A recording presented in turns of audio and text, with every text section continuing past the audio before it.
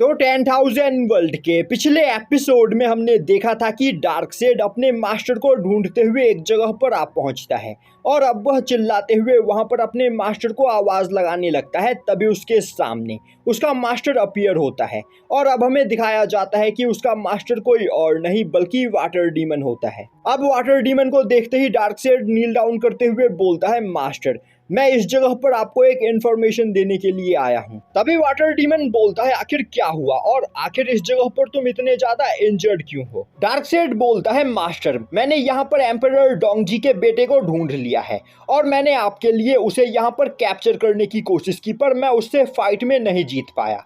यह सुनते ही water demon अपनी पावर का यूज करते हुए डार्कसेड की मेमोरी को उस जगह पर चेक करता है। अब लिन फेंग के हाथों में अनाइलेशन फैन देखकर वाटर डीमन भी परेशान हो जाता है। तभी डार्कसेड बोलता है, मास्टर इतना ही नहीं, मुझे उस जगह पर एम्परर डोंगजी की ग्रैंड डॉटर भी मिली और मैंने वहां पर एम्परर डोंगजी की ग्रैंड डॉटर को लगभग मार दिया था, पर इसके बावजूद एम्परर डोंगजी अपनी रियल बॉडी के साथ उस जगह पर अपीयर नहीं हुए। इससे यह साबित होता है कि एम्परर डोंगजी अभी भी केओस रैलम के अंदर फंसे हुए हैं। अब यह सुनते ही वाटर डीमन काफी ज्यादा खुश होता है और बोलता है, डार्कसेड तुमने यहाँ पर सच में काफी अच्छा काम किया है, जिससे मैं यहाँ पर तुम्हारे ऊपर बेहद खुश हूँ और मैं यहाँ पर तुमसे प्रॉमिस करता हूँ कि डीमन एम्परर बनने में मेरा यहाँ पर तुम्हें फुल सपोर्ट रहेगा। यह सुनते ही डार्कसेड काफी ज्यादा खुश हो जाता है और बोलता है, मास्टर तो क्या अब आप यहाँ पर एम्परर डोंगजी के बेटे और ग्रैंड डॉटर्स को खुद यहाँ पर कैप्चर करोगे। तभी वाटर डीमन बोलता है, यहाँ पर कॉस्मिक ने हमें एम्परर डोंगजी के किसी भी डिसेंडेंट के ऊपर अटैक करने से फॉरबिड कर रखा है और अगर मैं यहाँ पर एम्परर डोंगजी के बेटे या फिर उसके किसी भी डिसेंडेंट के ऊपर अटैक करने की कोशिश करता हूँ तो मुझे कॉस्मिक पनिश करेगा। इसीलिए मैं चाहता हूँ कि मेरे लिए यह काम तुम करो। पर लिन फेंग के पास अनाइलेशन फैन है, जिस वजह से यहाँ पर उसकी पावर अब काफी ज्यादा बढ़ चुकी है, तो तुम यहाँ पर अपनी रियल बॉडी के साथ भी लिन फेंग को फाइट में नहीं हरा सकते हो। पर तुम्हें परेशान होने की कोई जरूरत नहीं, मेरे पास एक ब्रोकन फॉर्मेशन है जिसे मैंने हजारों साल पहले क्रिएट किया था।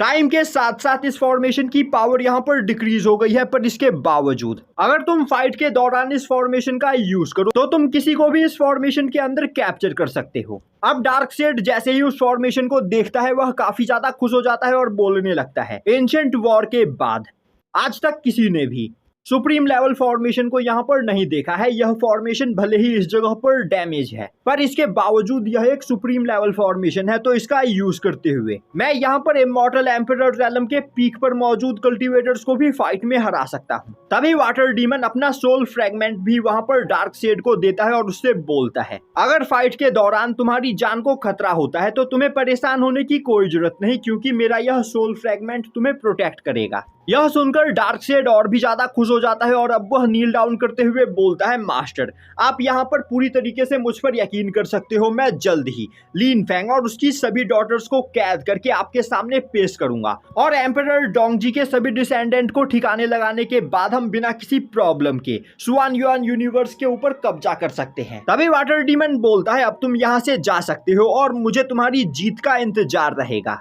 मैं चाहता हूं कि तुम जल्द से जल्द लिन फेंग और उसकी डॉटर्स को कैप्चर करके उन्हें मेरे सामने पेश करो। यह सुनते ही डार्कसेड उस जगह से चला जाता है। अब डार्कसेड के वहां से जाते ही वाटर डीमन सोचने लगता है, यहाँ पर डार्कसेड ने मुझे जो बताया इस हिसाब से एम्परर डोंगजी अभी भी केओस वर्ल्ड के अंदर कैद है, पर मैं एम्परर डोंगजी के डिसेंडेंट्स को भी यहाँ पर अंडर एस्टिमेट नहीं कर सकता हूँ, क्योंकि इतने कम टाइम में ही लिन फेंग इतना ज्यादा पावरफुल बन चुका है। इसीलिए मैंने यहाँ पर डार्कसेड को पहले लिन फेंग के ऊपर अटैक करने के लिए भेजा है, जिससे मुझे यहाँ पर लिन फेंग की पावर का अंदाजा हो सके। दूसरी ओर डार्कसेड अपने हाथ में मौजूद सुप्रीम लेवल फॉर्मेशन को देखकर मन ही मन खुश होते हुए बोल रहा होता है, इस फॉर्मेशन के यहाँ पर रहते मुझे फाइट में कोई भी नहीं हरा सकता है।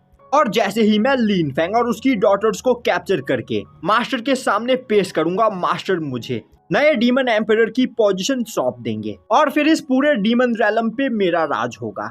अब सीन शिफ्ट होता है और हमें दिखाया जाता है कि लिन फेंग टियानियन क्लैन के अंदर बैठकर कल्टीवेशन कर रहा होता है। तभी अचानक से वहां पर उसकी पावर दोबारा से इंक्रीज हो जाती है और अब उस जगह पर लिन फेंग की फिनिक्स मार्शल सोल को देखकर वहां पर बैठे हुए ड्रैगन फिश और साउटियान काफी ज्यादा हैरान हो जाते हैं। दूसरी ओर अपनी इस पावर को देखकर लिन फेंग मन ही मन सोच रहा होता है, अनडाइंग फ्लेम की वजह से मेरे मार्शल सोल की पावर यहाँ पर काफी ज्यादा इंक्रीज हो गई है और तो और यहाँ पर मेरे पास इमॉर्टल फिनिक्स टेक्निक है जिनका यूज करते हुए मैं बस अपने मार्शल सोल का ही यूज करते हुए इमॉर्टल एम्परर रैलम के सेकंड लेवल पर मौजूद कल्टीवेटर्स को फाइट में हरा सकता हूँ। और तो और जब भी मैं अपने फिनिक्स मार्शल सोल को यहाँ पर बाहर निकालता हूँ तब मेरी डिप्लीट हो चुकी सभी स्पिरिचुअल एनर्जी वापस से रिकवर हो जाती है, जिससे अब यहाँ पर मेरे पास अनलिमिटेड स्पिरिचुअल एनर्जी का एक सोर्स आ चुका है।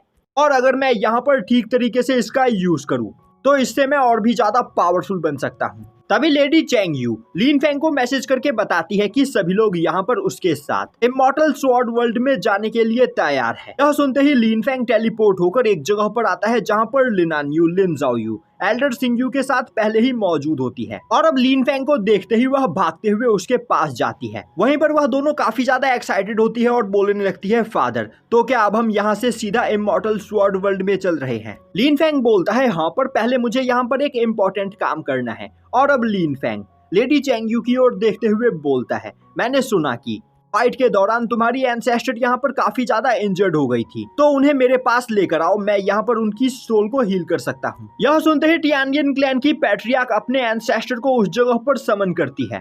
वहीं पर एंसेस्टर की हालत काफी ज्यादा खराब होती है, जो देखते ही लिन फेंग ट्री ऑफ लाइफ की पावर का यूज करते हुए एंसेस्टर की सोल को हील करने लगता है। और अब थोड़ी ही देर में एंसेस्टर पूरी तरीके से वहां पर रिकवर हो जाती है, जो देखकर टियानियन क्लैन के सभी लोग काफी ज्यादा खुश होते हैं। और अब लेडी चेंग यू आगे आते हुए अपने एंसेस्टर से लिन फेंग को इंट्रोड्यूस करवाती है। साथ ही साथ वो अपने एंसेस्टर को बताती है कि लिन फेंग ने मुरोंग चुआन को यहाँ पर जान से मार दिया है। और तो और अब मुरोंग युन का हाइड्रा क्लैन भी इस जगह पर डिस्ट्रॉय हो चुका है। यह सुनकर एंसेस्टर काफी ज्यादा हैरान होती है और अब वह बो डाउन करते हुए लिन फेंग को उसके टियानियन क्लैन को रेस्क्यू करने के लिए थैंक्स करने लगती है। तभी लिन फेंग बोलता है, आपको मुझे थैंक्स करने की कोई जरूरत नहीं, वैसे भी यहाँ पर आपकी मदद करके मुझे बहुत ही ज्यादा फायदा हुआ है।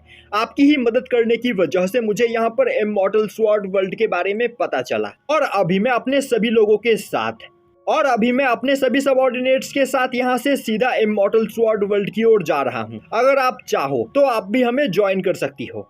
यह सुनते ही एंसेस्टर उसके साथ चलने के लिए तैयार हो जाती है। अब लिनान यू और लिन जाओ यू अपने पास मौजूद इमॉर्टल स्वॉर्ड्स का यूज करते हुए वहां पर उस मैप को दोबारा से ओपन करती है। और अब उस मैप को ध्यान से देखने के बाद थंडर ड्रैगन अपने जेट बटरफ्लाई का यूज करते हुए वहां पर एक पोर्टल बनाता है, जिस पोर्टल के रास्ते वह सभी लोग उस मैप में बने हुए जगह पर जा सकते हैं। और अब सभी लोग उस पोर्टल के रास्ते इमॉर्टल स्वॉर्ड वर्ल्ड की ओर आगे बढ़ने लगते हैं। अब उन सभी के वहां से जाते ही डार्कसेड टियानियन क्लैन में आ पहुंचता है। और अब वह अपनी पावर का यूज करते हुए लिन फेंग की ऑरा को सेंस करने की कोशिश करता है, पर वहां पर दूर दूर तक लिन फेंग की ऑरा मौजूद नहीं होती है। यह देखते ही डार्कसेड अपने 10,000 हेवन साइट टेक्निक का यूज करते हुए लिन फेंग की लोकेशन को पिन पॉइंट करने की कोशिश करता है। और अब वह एक ही साथ अपने यूनिवर्स में मौजूद सभी वर्ल्ड में लिन फेंग को ढूंढने की कोशिश करने लगता है। दूसरी ओर लिन फेंग को भी यह सेंस हो जाता है कि कोई उसे यहाँ पर ढूंढने की कोशिश कर रहा है। तभी थंडर ड्रैगन बोलता है, लिन फेंग तुम्हें परेशान होने की कोई जरूरत नहीं, मैंने इस पोर्टल को जेट बटरफ्लाई का यूज करते हुए बनाया है, जिस वजह से कोई भी यहाँ पर हमारी लोकेशन को पिन पॉइंट नहीं कर सकता है। अब टियानियन क्लैन की एंसेस्टर जैसे ही जेट बटरफ्लाई को देखती है वह बोलती है, यह तो एक यूनिवर्स लेवल ट्रेजर है, जिस वजह से इस ट्रेजर के द्वारा बनाए गए पोर्टल की लोकेशन को इमॉर्टल एम्परर रैलम के 6th लेवल पर मौजूद कल्टीवेटर भी ट्रैक नहीं कर सकता है। यह सुनते ही साउटियान वहां पर काफी ज्यादा खुश हो जाता है और अब वह लगातार थंडर ड्रैगन की वहां पर तारीफ करने लगता है। तभी थंडर ड्रैगन बोलता है, यह तो कुछ भी नहीं, अगर मेरी पावर इस जगह पर थोड़ी और ज्यादा बढ़ जाए तो फिर इमॉर्टल एम्परर रैलम के पीक पर मौजूद कल्टीवेटर भी हमारी लोकेशन को ट्रैक नहीं कर पाएंगे। यह सुनते ही साउटियान और भी ज्यादा खुश हो जाता है और अब वह बोलता है, सीनियर थंडर ड्रैगन आप सच में ऑसम हो और अब आपको यहाँ पर परेशान होने की कोई जरूरत नहीं। मैं अब इस जगह पर आपकी पावर को रिकवर करने में और भी ज्यादा ध्यान दूंगा, जिससे फ्यूचर में आप हमारे और भी ज्यादा काम आ सको। तभी ड्रैगन फिश भी थंडर ड्रैगन के पास आते हुए उसके पैरों को पकड़ लेता है और बोलता है, सीनियर मुझे भी आप यहाँ पर अपना जूनियर स्वीकार कीजिए, मेरा नाम साओलोंग है और मैं भी यहाँ पर अब आपकी पावर को रिकवर करने में आपकी फुल मदद करूंगा। तभी लिन फेंग बोलता है तुम दोनों यहाँ पर चापलूसी करना बंद करो, हमारे पास ज्यादा टाइम नहीं है, हमें जल्द से जल्द इमॉर्टल स्वॉर्ड वर्ल्ड में पहुंचना होगा। यह बोलते हुए वह सभी लोगों को अपने साथ लेकर वहां से आगे बढ़ जाता है। दूसरी ओर डार्कसेड अपनी पूरी पावर का यूज करते हुए लिन फेंग की लोकेशन को पिन पॉइंट करने की कोशिश कर रहा होता है, पर उसे लिन फेंग कहीं भी नहीं मिलता है। और अब डार्कसेड गुस्से में चिल्लाते हुए बोलता है आज चाहे कुछ भी क्यों ना हो जाए, मैं लिन फेंग को यहाँ पर कैप्चर करके ही रहूंगा। और अब वो अपनी पूरी पावर का यूज करते हुए वहां पर पूरे यूनिवर्स के अंदर लिन फेंग को ढूंढने लगता है। सीन शिफ्ट होता है और हमें दिखाया जाता है कि एक जगह पर मास्टर टोंगटियांग के द्वारा क्रिएट किया गया स्वॉर्ड पैलेस अपीयर होता है, जिसे देखते ही उस जगह पर कई सारे कल्टीवेटर्स इकट्ठा होने लगते हैं। उसी जगह पर साउजी नाम का एक कल्टीवेटर खड़ा होता है जो उस पैलेस के ओपन होने का इंतजार कर रहा होता है। तभी वहां पर कई और सारे कल्टीवेटर्स आ पहुंचते हैं और अब वह सभी आपस में बात करने लगते हैं। इस स्वॉर्ड पैलेस को तो स्वॉर्ड मास्टर टोंगटियांग ने क्रिएट किया था जब वो half step of transcendental realm पर पहली बार पहुंचे थे। तभी वहां पर खड़ा दूसरा कल्टीवेटर बोलता है मास्टर टोंगटियांग एक बहुत ही ज्यादा पावरफुल एंशिएंट बीइंग है जिन्होंने एक बार अकेले ही पूरे के पूरे डीमन क्लैन को डिस्ट्रॉय कर दिया था। तो उन्होंने अपने इस स्वॉर्ड पैलेस के अंदर अपने कई सारे कीमती ट्रेजर्स को छोड़ा होगा। तो अगर इनमें से एक भी ट्रेजर हमें मिल जाए तो इससे हमारी पावर काफी ज्यादा बढ़ जाएगी। तभी स्वॉर्ड पैलेस के अंदर से निकलकर कई सारे इमॉर्टल स्वॉर्ड्स बाहर आते हैं, जिन्हें देखते ही उस जगह पर खड़े सभी लोगों के होश उड़ जाते हैं, क्योंकि वह सभी एम्परर लेवल वेपन्स होते हैं। दूसरी ओर उन सभी स्वॉर्ड्स को देखकर साउजी भी काफी ज्यादा खुश होता है और अब वह जोर जोर से हंसते हुए बोलने लगता है बस एक बार मुझे इनमें से एक स्वॉर्ड मिल जाए, जिसके बाद मैं ब्रेक थ्रू करके इमॉर्टल एम्परर रेलम पर पहुंच जाऊंगा और फिर मुझे फू फैमिली की गुलामी करने की कोई जरूरत नहीं होगी। और अब साउजी काफी तेजी से एक स्वॉर्ड को उठाने के लिए आगे बढ़ता है और अब वह उस स्वॉर्ड को पकड़ने ही वाला होता है। तभी स्वॉर्ड पैलेस के अंदर से हजारों की मात्रा में स्वॉर्ड्स निकलकर बाहर आते हैं और वह सभी एक साथ साउजी के ऊपर अटैक कर देते हैं। जो देखते ही साउजी अपने पास से एक ट्रेजर को बाहर निकालते हुए उस अटैक को वहां पर ब्लॉक करने लगता है। अब साउजी को लग रहा होता है कि वह उन सभी अटैक्स को ब्लॉक करते हुए अपने सामने मौजूद स्वॉर्ड को हासिल कर लेगा, पर तभी उसका ट्रेजर डिस्ट्रॉय हो जाता है और अब वह सभी स्वॉर्ड साउजी की बॉडी के चीथड़े उड़ा देते हैं। जो देखते ही साउजी को कुछ भी समझ में नहीं आता है और अब वह सोचने लगता है मुझे लगा था कि मैं जीते जी फू फैमिली के चंगुल से आजाद हो जाऊंगा और मैंने कभी नहीं सोचा था कि मैं इस जगह पर फू फैमिली के स्लेव के रूप में मरूंगा। तभी साउजी की पूरी बॉडी डिस्ट्रॉय हो जाती है। तभी एक कल्टीवेटर काफी तेजी से उड़ते हुए उस जगह पर आता है और अब वह साउजी के सोल फ्रैगमेंट को वहां पर अपने कब्जे में ले लेता है। वहीं पर वह हंसते हुए बोलने लगता है साउजी के सोल फ्रैगमेंट के ऊपर अब मेरा अधिकार हो चुका है और साउजी कुआसी एम्परर रैलम पर मौजूद एक पावरफुल कल्टीवेटर था, तो अगर मैं इसके सोल को यहाँ पर रिफाइन कर लूँ तो इससे मेरी पावर काफी ज्यादा बढ़ जाएगी। और तो और साउजी की पावर को रिफाइन करने के बाद अगर मैं इसके सोल को फू फैमिली के हवाले कर दूं तो क्या पता फू फैमिली के लोग इसके सोल के बदले मुझे कोई पावरफुल ट्रेजर दे दे। यह सोचते हुए वह कल्टीवेटर काफी तेजी से उस जगह से भाग जाता है। दूसरी ओर अब उस जगह पर मौजूद बाकी सभी कल्टीवेटर स्वॉर्ड पैलेस से दूर भागने लगते हैं, क्योंकि उन्होंने अपनी आंखों से साउजी की बॉडी को डिस्ट्रॉय होते हुए देखा होता है। वहीं पर वह सोच रहे होते हैं साउजी कुआसी एम्परर रैलम पर था, पर इसके बावजूद एक ही अटैक में उसकी पूरी बॉडी डिस्ट्रॉय हो गई। तो अगर स्वॉर्ड पैलेस का एक भी अटैक यहाँ पर हमें लगा तो हमारी बॉडी के साथ साथ हमारा सोल भी इस जगह पर डिस्ट्रॉय हो जाएगा, क्योंकि हमारी कल्टीवेशन अभी बहुत ही ज्यादा कम है। तभी उस जगह पर हेवनली डीमन वर्ल्ड का एक एंसेस्टर यांग जी पेंग अपने सबऑर्डिनेट्स के साथ आ पहुंचता है। वहीं पर उसके साथ यांग यू नाम की एक लड़की भी होती है, जिसकी कल्टीवेशन कुआसी एम्परर रैलम की होती है। अब यांग जी पेंग को देखते ही सभी लोग आपस में बात करने लगते हैं। आज से कुछ सालों पहले यांग जी पेंग इमॉर्टल एम्परर रैलम के 7th लेवल पर हुआ करता था, पर एक वॉर में वह काफी ज्यादा इंजर्ड हो गया, जिस वजह से उसकी कल्टीवेशन डिक्रीज होने लगी और तब से लेकर आज तक यह सक्लूजन में था। तो क्या यहाँ पर इसकी कल्टीवेशन रिकवर हो चुकी है? और अब हमें बताया जाता है कि यांग जी पेंग एंशिएंट डीमन वर्ल्ड के ड्रैगन क्लैन का एक एंसेस्टर है और इसकी कल्टीवेशन अभी इमॉर्टल एम्परर रैलम के 4th लेवल की है। वहीं पर यांग जी पेंग बोल रहा होता है मैंने जितना सोचा था यह स्वॉर्ड पैलेस उससे कहीं ज्यादा पहले इस जगह पर अपीयर हो गया है।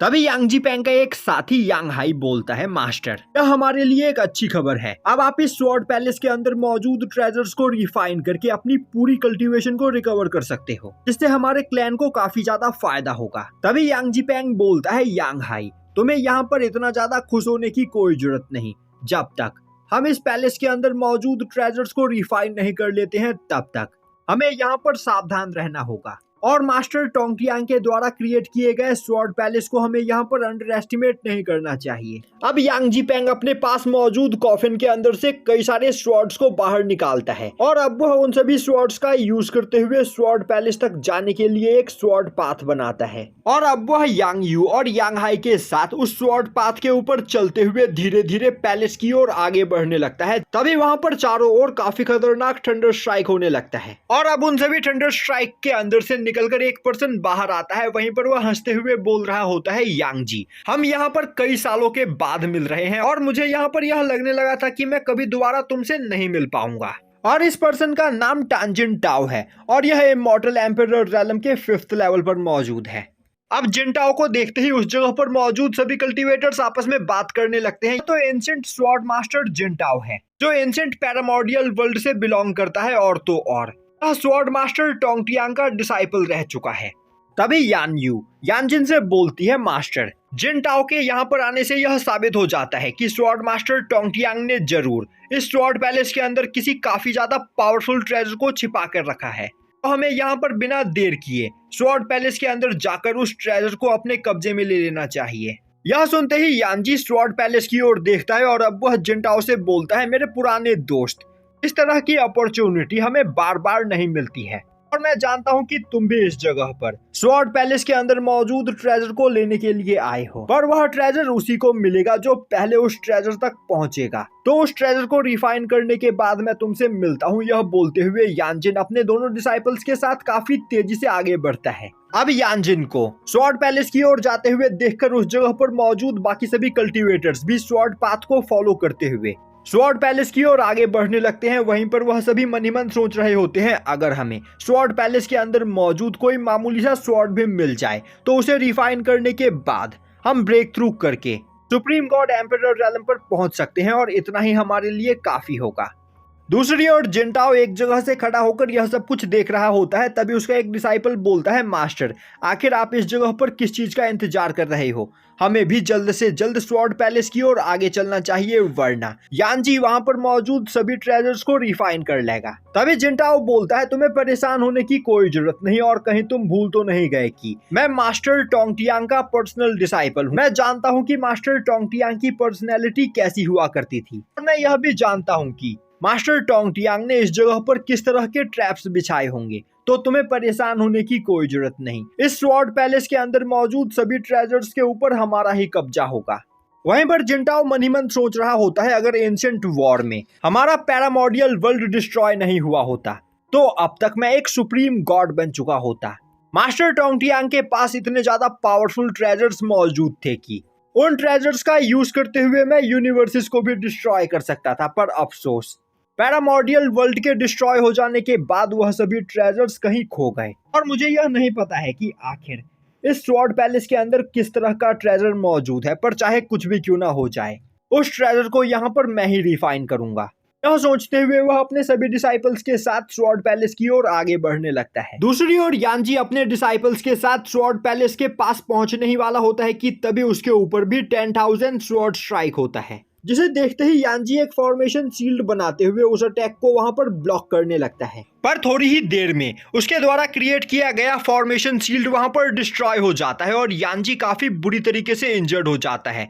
और अब वह चिल्लाते हुए अपने दोनों डिसाइपल से बोलता है, यहाँ से अपनी जान बचाकर भागो। इस जगह पर सेट किया गया formation barrier immortal emperor realm के 6th लेवल पर है, तो अपनी इस कल्टीवेशन के साथ मैं इस फॉर्मेशन बैरियर को पार नहीं कर सकता हूँ। और अब वह वहां से अपनी जान बचाकर भागने लगता है। अब यानजी को भागते हुए देखकर उसके पीछे आ रहे सभी कल्टीवेटर्स काफी ज्यादा डर जाते हैं और अब वह सोचने लगते हैं, आज इस जगह पर हमारा मरना तय है। अगर इमॉर्टल एम्परर रैलम पर मौजूद कल्टीवेटर भी इस अटैक को यहाँ पर ब्लॉक नहीं कर सकता है तो आखिर हम इस अटैक के सामने क्या ही कर पाएंगे। अब उस अटैक से वहां मौजूद सभी कल्टीवेटर्स मरने ही वाले होते हैं कि तभी जिनटाओ अपने वॉइड लॉ का यूज करते हुए उस अटैक को फ्रीज कर देता है। वहीं पर वह हंसते हुए सोचने लगता है, मास्टर ने इस जगह पर एक स्मॉल स्वॉर्ड फॉर्मेशन बनाया है जिसे मैं काफी आसानी से कंट्रोल कर सकता हूँ। अगर यह जाइंट स्वॉर्ड फॉर्मेशन होता तो मैं भी इसके सामने नहीं टिक पाता, पर यह स्मॉल फॉर्मेशन मेरे सामने कुछ भी नहीं।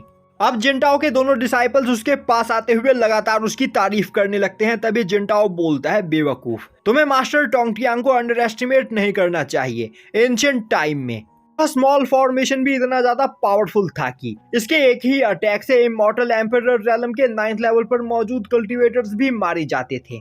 पर टाइम के साथ साथ इस फॉर्मेशन की पावर यहाँ पर काफी ज्यादा डिक्रीज हो गई है, जिस वजह से मैं इस अटैक को यहाँ पर ब्लॉक कर पाया। और अब जिनटाओ अपने पीछे खड़े सभी कल्टीवेटर्स की ओर देखते हुए बोलता है, अगर तुम सभी लोग यहाँ पर जिंदा रहना चाहते हो तो अपनी जगह से हिलना मत। अगर तुम अपनी जगह से हिले तो यह स्वॉर्ड फॉर्मेशन तुम पर अटैक करते हुए तुम्हें जान से मार देगा। यह सुनते ही वहां पर खड़े सभी लोग जिनटाओ को थैंक्स करते हुए उसकी जय जयकार करने लगते हैं। तभी जिनटाओ अपने पास से एक स्वॉर्ड डोमेन को बाहर निकालता है और अब वह उस स्वॉर्ड आइलैंड का यूज करते हुए स्वॉर्ड फॉर्मेशन को डिस्ट्रॉय करने की कोशिश करता है। दूसरी ओर एक जगह से खड़ा होकर यानजी अपने दोनों डिसाइपल्स के साथ यह सब कुछ देख रहा होता है। तभी यानहाई बोलता है, जिनटाओ के पास यह जो स्वॉर्ड आइलैंड है इसकी कल्टीवेशन इमॉर्टल एम्परर रेलम के 9th लेवल की है। हमने जितना सोचा था जिनटाओ उससे कहीं ज्यादा पावरफुल निकला। वहीं पर अपने डिसाइपल के मुंह से जिनटाओ की तारीफ सुनकर यानजी को काफी ज्यादा गुस्सा आ रहा होता है। दूसरी ओर जिनटाओ अपने स्वॉर्ड आइलैंड का यूज करते हुए उस फॉर्मेशन को डिस्ट्रॉय कर देता है, जो देखते ही जिनटाओ के डिसाइपल्स वहां पर लगातार जिनटाओ की तारीफ करने लगते हैं। तभी अचानक से स्वॉर्ड पैलेस के अंदर से निकलकर एक गार्डियन स्पिरिट बाहर आता है। वहीं पर वह चिल्लाते हुए बोल रहा होता है, आखिर किसकी हिम्मत हुई इस जगह पर मौजूद स्वॉर्ड फॉर्मेशन को डिस्ट्रॉय करने की। मैं आज उसे जिंदा नहीं छोड़ूंगा। और अब वह गार्डियन स्पिरिट काफी तेजी से जिनटाओ के ऊपर अटैक करते हुए उसे काफी बुरी तरीके से इंजर्ड कर देता है और यहीं पर यह एपिसोड खत्म हो जाता है।